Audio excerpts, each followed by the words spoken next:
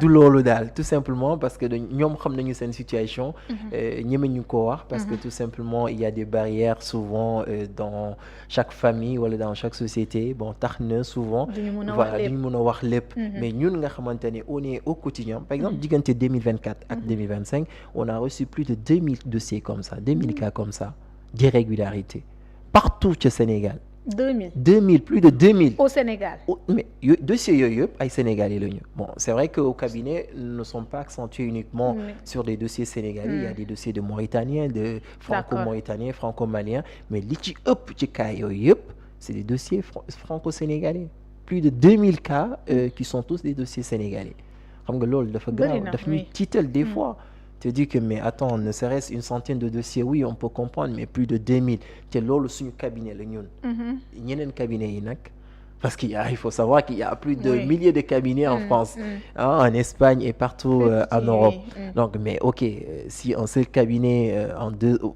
dans une année a à peu près plus d'un millier de dossiers concernant des problèmes d'irrégularité c'est qu'il y a problème et je vous le jure nga tegal ma fii sa acte de naissance wala n'importe quelle autorité fii ci Sénégal naa la ne l'acte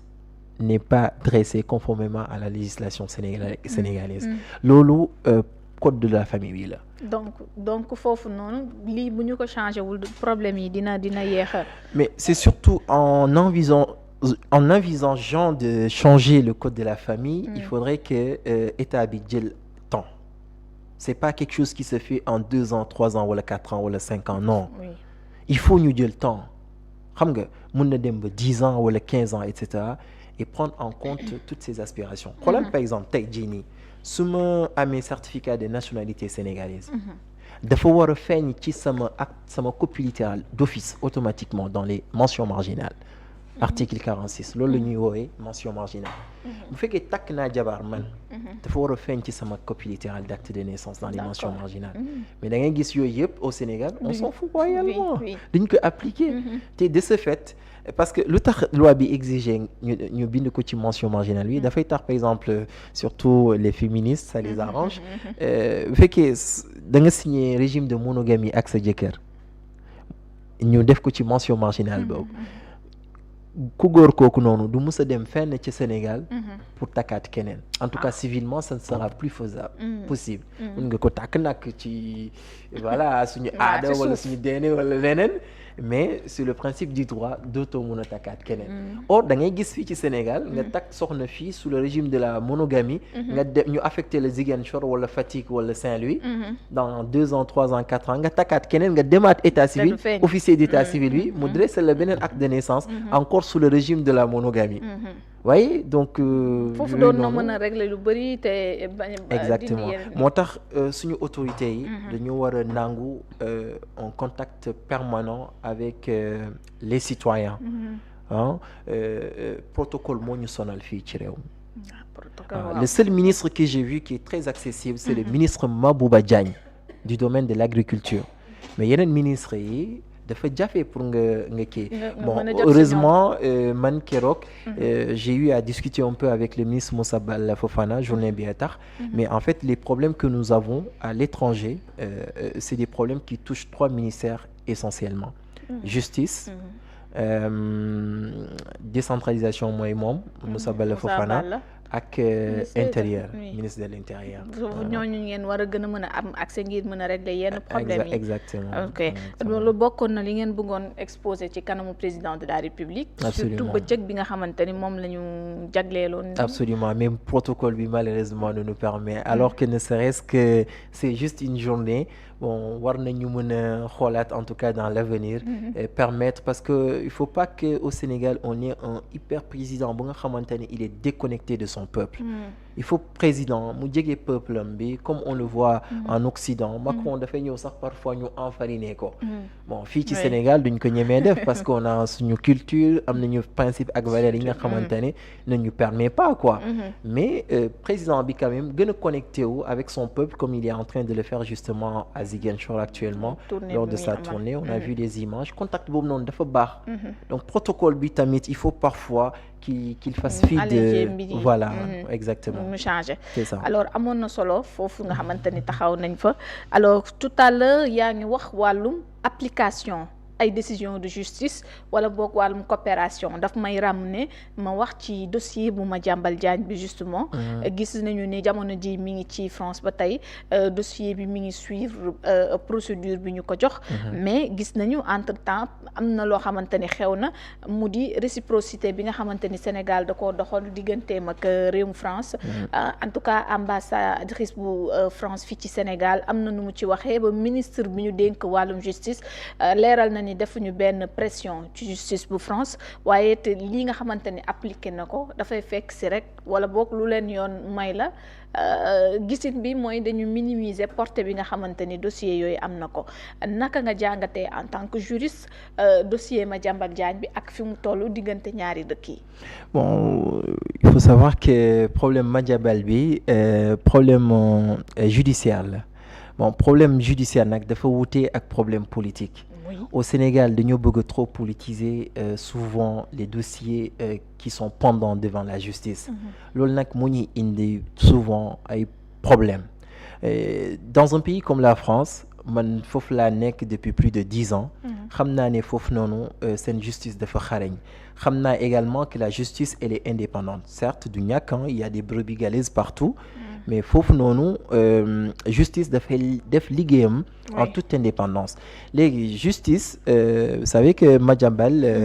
a été convoqué te wuy ji woon na si dem na fa wax lu muy wax donc et que la cour d'appel de Versailles estime tout simplement que les éléments à sa disposition ne lui permettent pas tout simplement d'extrader Madiambal donc il a demandé d'autres choses à l'État du Sénégal. Du Sénégal mi ngi wax ni sax am na yu mu ko jox bu ñu sukkandikoo ci ministre Yacine Fall des documents yoo xamante ni si leeral. soxla woon nañ leen ko te jox nañu leen. voilà man dama bëgg daal ministre bi mu gën si mandu en fait que c'est des questions qui sont relatives à l'ordre judiciaire sinon opposition ak ñeneen mën nañu gis ne en fait que politique bi exécutif bi en fait dossier bi c'est purement politique daal mën nañu ko gisee noonu. parce que est-ce que tamit du politique mënul rax quand même si loolu est-ce que la justice vous le dites dafa indépendante boo koy xool mais est-ce que réellement mënul tam agir ci coup exécutif. bon loolu daal fii lañ ko gën a gisee voilà fallait moom man qui suis là devant vous ci France à plusieurs reprises j'ai été confronté dans des dossiers man may am contentieux avec l'État français notamment dans un refus de visa qui concernait ma mère notamment dans un refus d'attribution de logement par exemple c'est Khalilou Maria contre le ministère de l'Intérieur te dama ci am dëgg là vous êtes siégé d'ailleurs dans l'immeuble où siège également le centre de visa pareil damay am contentieux ak moom ba ci ambassadrice bu nga gis keroog ma photo ak moom duñ ci am contentieux parfois et arrivé devant la justice j'ai toujours raison dans ces histoires-là bu fekkee dëkk bi amul justice par exemple du mën a am ils vont dire que la toute-puissance de l'État contre un citoyen qui n'est même pas français ndax man je suis exclusivement sénégalais xam nga mais ci dolli damay gagner chaque fois c'est pas un procès c'est pas deux affaires quoi je veux dire léegi kon ñu bokkuloog peut-être su ma lay dégg gis-gis yi ñuy jàpp ni en tout cas France dafay jëfandikoo lu ci mel ni dossier bi pour am ay fins yoo xamante ni peut-être mën na ko cee am parce qu'on parle là de Madiambal Diagne. Bon, c'est vrai que depuis l'arrivée du nouveau pouvoir ñoom Sonko ñoom Diomaye les relations ne sont plus comme avant avec la France certes mais ci France moom vraiment lu ñu jot a gis ñun ci justice lu ñu yëngatu depuis quelques années on voit que la justice elle est très très indépendante. gisoon ni ambassadrice bi dafa minimiser quand même li tax ñuy topp ñooñu ci kàddoom ba tey le ministre bi di Yacine Fall daal di koy signifier tey boo xoolee ci communiqué bi mu fësal. bon peut-être on n'a pas la même lecture en tout cas ma lecture bu ma jot a def ci intervention moom ambassadrice bi mooy tout simplement la séparation de l'exécutif et du judiciaire ñoom dossier bi daal c'est pendant devant la justice particulièrement la cour d'appel de Versailles moo ngi koy traiter moo ngi koy gérer moom yoonam nekk aussi en fait man lecture boobu noonu laa def quoi. nga gisee moom la concerné Madiambal Diagne plusieurs sorties mi ngi koy def moom si li muy xamle mooy en tout cas booy xool lu ñu organiser la contre moom de base dafa demoon ne dafay préparer sa défense ba finalement gis nañ ba nagi ni si dellu siwul Sénégal te gis nañ revers bi nga xamante ni kon am na ko ci souvent moom dafay wax ni politique moom moo wundu mbir mi te booy xool li tax ñuy wax Madiambal Diagne ci ab rapport bu scientifique fësal la moom nooy gisee taxawaayam bi mu ci am. Bon man daal ni ma gisee mbir mi c'est-à-dire en tout état de cause moom Madiambal war woon dem France. Parce que c'est en toute illégalité parce que dafa jóge woon fii nii sachant qu'il avait un contentieux qui est pendant devant la justice mu jógee fii dem France donc en quelque sorte dafa daw justice réewam mais en ce qui concerne la politisation de notre justice au Sénégal dafa nekk lu réel pas plus tard aujourd'hui vous-même vous êtes témoin que avocat ñoom Sonko def nañu sorti par exemple ñu ngi ci doon wax taane la politique au Sénégal dafa interférer de trop dans la justice ce qui fait que à un moment donné même opinion boobu noonu ngay am lorsque tu es au Sénégal tu penses que étranger ñoom tamit pareil mbir mi noonu la fay demee mais bon il suffit tout simplement que l'État sénégalais suit la justice applicable ou en cours en France tamit juge bi lu mu ko laaj mu def ça va être argument contre argument procédure bi jàppoon ni dañu koy ralentir dafa suivre li nga xamante ni moom la ko yoon may comme ci temps bi ni ñu jàppee ni quand même gudd na et puis ñu ngi demander des informations yoo xamante ni dina compléter dina doon lu complémentaire ci dossier bi nga xamante ni am na. Non, je pense que la procédure suit son cours normal. Yoxul jëlul benn temps. Au contraire, c'est quelque chose d'ailleurs qui est pour moi sax dañ ko gën a accélérer sax. parce que bah oui parce que la France dafa accéléré. dafa gën a dossier bi daal pour man sax dafa gaaw parce que man j'ai des contentieux au niveau de la France qui n'ont pas connu une telle célérité. Voilà, absolument, absolument. Pour man daal dama gis ne mbir mi daal suit son cours normal et ça c'est en toute indépendance que je l'ai dit ben influence sama kaw donc voilà moi je pense que voilà après il faut savoir que le temps de la justice bokkul ak temps nit ñi quoi voilà avec le temps des hommes justement parce que man voilà dans le milieu il arrive des affaires vous passez 4 ans voire même 10 ans dans une affaire entre le tribunal judiciaire la cour d'appel ba mu egg cassation parfois donc c'est des années quoi notamment dans les contentieux relatifs aux affaires ñu gis ni également ci beneen dossier muy mbirum Ousmane Sonko tey ses avocats génn nañu am taxawaay mu di révision ñu mën ko amal ci procès bi nga xamante ni lëkkale na ko woon ak Mame Mbaye Niang mu wàllu diffamation ci affaire Prodac bi gis nga li ñu ci wax quand même bëgg nañ ñeneen ñu setal deru Ousmane Sonko booy wax dossier boobu xel dafay dem ci ndax mën na bokk ci ay élections déet souvent ñu indi loolu mais dafay am lu ko jiitu souvent ñu ngi dégg révision mais révision ndax mën nga ñu xamal ci contexte ban lay ñëwee procès. Oui, je pense que les juristes et les avocats sénégalais wax nañ ci li ci ëpp ci loolu bon suivre nañu intervention bi tey c'était à 16h. Oui. Bon après vous savez la révision dafay am notamment lorsqu'il y a des éléments factuels nouveaux qui sont voilà qui sont très probants comme ils l'ont dit ñoom d'ailleurs saisir nañu sax ay juges wax nañ ne saisir nañu comité des sages au niveau de la Cour suprême qui va juger cette affaire. Donc maintenant, toujours est-il que les juristes ou les avocats ou les professionnels, en tout cas de la justice, n'aiment pas très s'appesantir sur des thématiques, en tout cas, ou des questions ou des affaires qui sont pendantes devant la justice. Devant la justice. Voilà. Mandal, j'ai fait Woluna sama justice. Et je sais que c'est vrai, affaire politique, Rahnesi Louberi. Dans cette affaire parce que j'aime pas trop parler de la politique, mais je suis membre, certes, je vais pas nier, du PASTEF très actif, du PASTEF d'ailleurs en France. Donc on était avec les Alioune Sall et les autres camarades dans les manifestations, notamment quand le régime de Macky Sall, voilà. Donc, mais j'essaie toujours de faire la part des choses, d'être au juste milieu. Pour que politique parce que le domaine politique c'est un domaine différent de la justice. Oui, voilà, il faut nga mën a def part des choses. sax laa la interpellé ci gis-gis bi nga xamante ni peut-être am nga ko ci ñu ñu doxalee.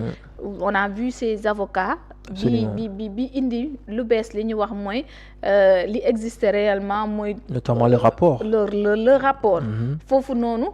également am na ñu jàpp ni amnistie bi mën na nekk loo xamante ni dina nekk entrave ci processus bi. Non, mënul nekk entrave d'ailleurs ñoom je pense qu'ils l'ont dit amnistie bi loi d'amnistie ak leneen la parce que la révision au Sénégal c'est une loi organique qui l'organise qui la prévoit donc loi d'amnistie mënul entraver absolument pas te affaire bi politique daf ci rax ci ban aspect. mais boo xoolee mbirum Ousmane Sonko ils ont jugé cette affaire avec une célérité extraordinaire au Sénégal da ngay gis yeneen affaire wala da ngay dégg sax ñu ne y a des affaires comme ça qui sont pendantes devant la justice ñoo raw sax dossier Sonko bi mais dossier Sonko bi c'était vraiment pour l'empêcher de devenir candidat et d'ailleurs le président Macky Sall lui-même il l'a dit en disant que bu mu repousser woon élection yi c'était pour permettre à tout le monde d'être candidat donc ça veut dire qu'ils ont fait exprès de ne pas permettre d'ailleurs heureusement que Sonko ne l'avait pas accepté donc là encore ça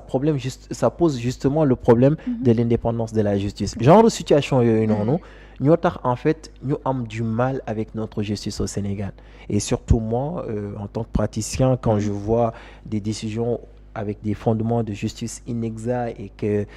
souvent tubaab yi dañuy humilier dans leurs décisions de justice encore vraiment ça m'encourage pas à soutenir la justice sénégalaise quand même voilà kon bu ngay dégg ba justice quand même di setal boppam di wax ni ñoom dañuy doxal seen bopp am nañ ci indépendance bu mag foofu da nga koy jëlee ay pincettes wala.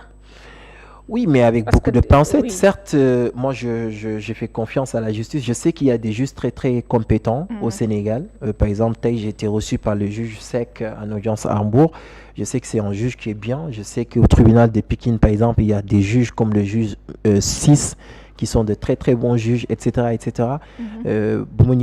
J'ai été reçu en audience par le procureur de la République à Diamniadio, M. Ndiaye Sarr. Voilà, nous avons des compétences au Sénégal, certes, mais justice, en fait, faut côté indépendance, quoi. Ce que défoule, en fait, ce n'est pas la politique. D'ailleurs, le procureur Ndao Monkodonwar, en disant qu'il ne cessait d'alerter l'ancien juge là, mon ministre de l'Intérieur, Fatina Tourom, là, il est parti dans le régime de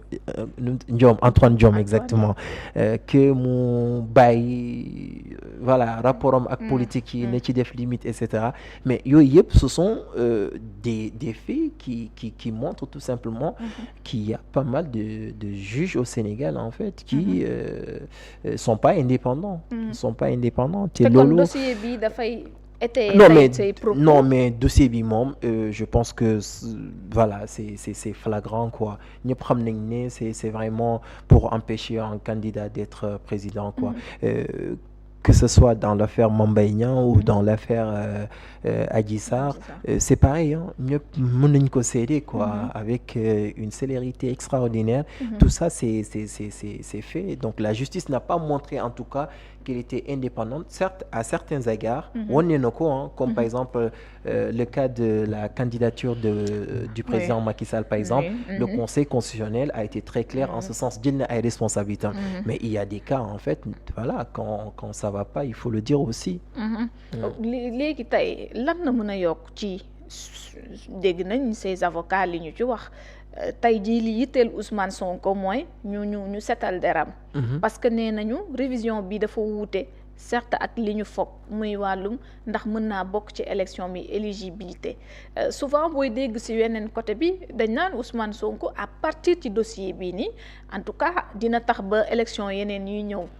du mën a bokk même si itam gis nañ ay élection yoo xamante ni wees nañ yoo xamante ni mënuñu cee bokk